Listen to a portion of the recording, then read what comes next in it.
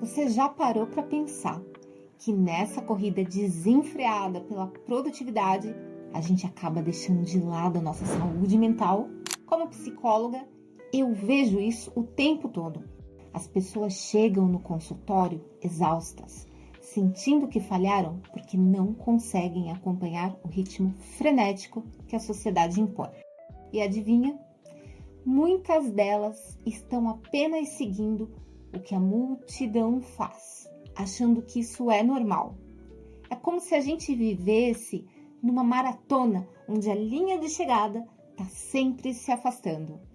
Se você por acaso se identifica um pouco com isso, então fica comigo, que a gente precisa trocar algumas ideias. Nos vídeos desta série da Sociedade do Cansaço, nós vamos explorar como é que a gente pode desacelerar um pouco essa corrida, sem perder de vista os nossos objetivos principais. Aqui, a ideia é inspirar e orientar você a alcançar os seus objetivos, mas sempre com o pé no chão. Afinal, reconhecer os nossos limites, esse sim é o verdadeiro caminho para o sucesso. E isso não é coisa de coach, não. Lembre-se, quem foi que disse que a gente não pode dar umas boas risadas enquanto a gente vai desmistificando esse papo de produtividade, né? Muito bem, meu nome é Fabi, eu sou psicóloga e esse aqui é o canal Produtividade no Divã. E hoje nós vamos explorar um pouquinho a Sociedade do Cansaço.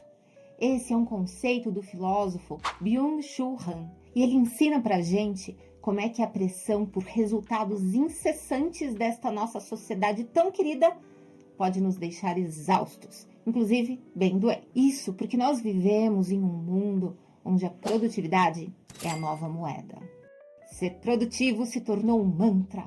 Trabalhe mais, faça mais, produza mais. Mas e a saúde mental? E sabe o que acontece quando essa busca se transforma em uma pressão constante? Segundo Han, nós estamos em uma sociedade que não sabe mais parar.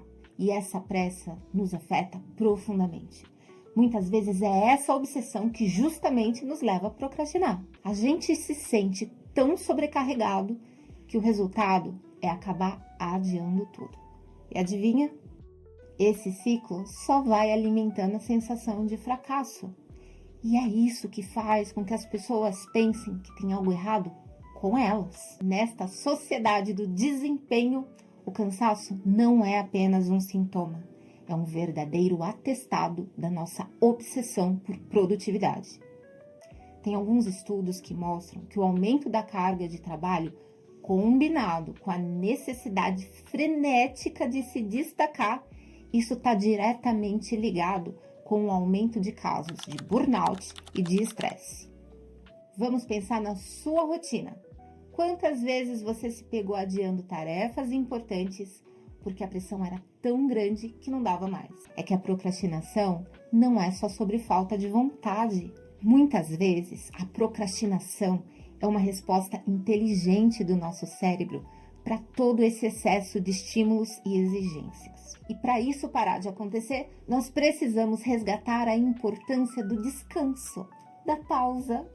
Eu sinto muito, não fui eu que inventei essa coisa de ter que descansar, não. Mas pensa bem, qual é o preço que a gente acaba pagando por toda essa obsessão de trabalhar sem parar, alcançar o sucesso a qualquer custo? O preço é que mais cedo ou mais tarde vai chegar um cansaço extremo, um baita de um estresse, insônia.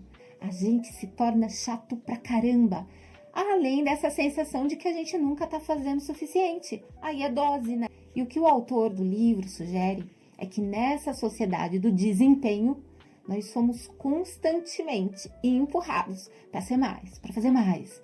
E no fim das contas, a gente acaba se esgotando. Em vez de motivação, a gente recebe a mais frustração. Como correr numa esteira. Você tá sempre em movimento, mas você não tá saindo do lugar. Mas calma, a boa notícia é que tem sim uma boa notícia. Nós podemos aprender a parar e dar um espaço para contemplação. Os momentos de pausa, os momentos para reflexão, eles são essenciais para a gente conseguir recarregar as energias. O descanso não é um sinal de fraqueza. O descanso é um passo vital para a recuperação. Quando a gente tira um tempo para nós mesmos, a gente se torna capaz de voltar com mais foco, com mais clareza. A verdadeira produtividade não vem da sobrecarga. A produtividade real vem do equilíbrio. É hora de refletir sobre como é que você pode encontrar um equilíbrio para chamar de seu. Então, já vai pensando a partir daqui o que é que você pode fazer para conseguir dar uma parada, para recarregar as suas energias, tá bom? Inclusive, se você tiver um minutinho agora, já compartilha aqui algumas ideias nos comentários, que isso ajuda as outras pessoas a se inspirarem também, dá uma paradinha. Mas eu me lembro de um paciente que veio me procurar aqui no consultório. Eu vou chamar ele de Marcos. Eu vou chamar ele de Marcos para não usar o nome real dele, tá? Não é o Marcos. Ele era aquele tipo de pessoa que você olha e já pensa: uau, ele tem tudo sob controle. Ele era gerente de uma empresa, tinha uma família, estava sempre indo de um lado para o outro, com total controle sobre tudo. Mas por dentro, ele estava no limite. Quando ele me procurou para fazer terapia, ele só me procurou porque ele já estava completamente esgotado. Psiquicamente, fisicamente e emocionalmente esgotado. Ele dizia que era como se ele estivesse sempre apagando incêndios. Ele nunca tinha tempo para ele mesmo.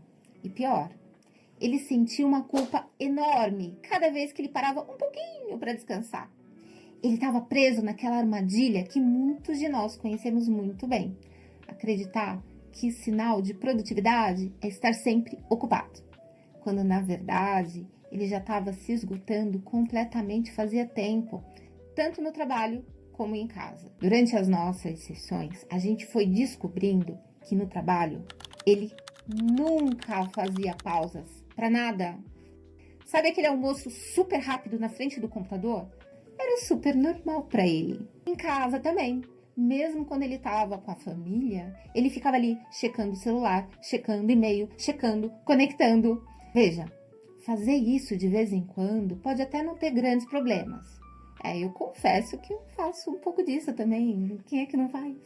Mas o problema é quando isso é a regra e nem tem espaço para exceção. Quando isso acontece, o corpo da gente começa a dar sinais claros de exaustão. Insônia, dor de cabeça constante.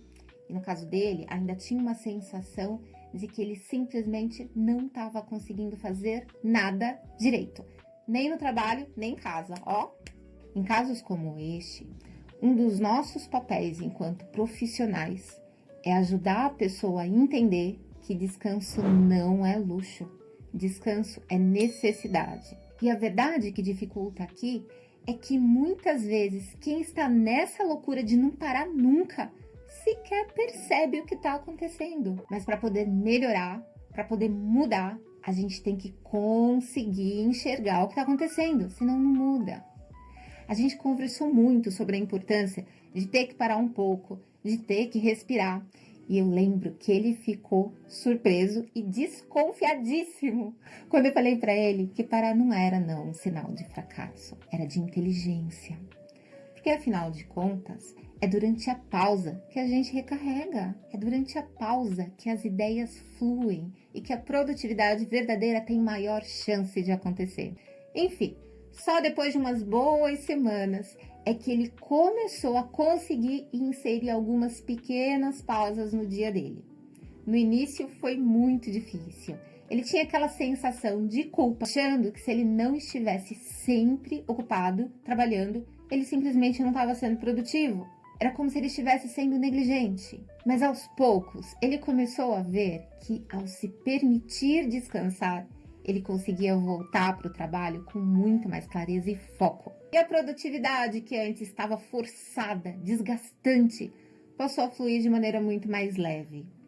E a real é que essa sociedade do cansaço nos impede de viver plenamente. E sabe quais são as principais estratégias que a gente pode usar para conseguir nos livrar de toda essa pressão? Isso a gente vai ver no próximo vídeo. Se você curtiu esse papo, se inscreve aqui no canal eu te ajudo um pouco e você me ajuda um pouco também. Até o próximo vídeo!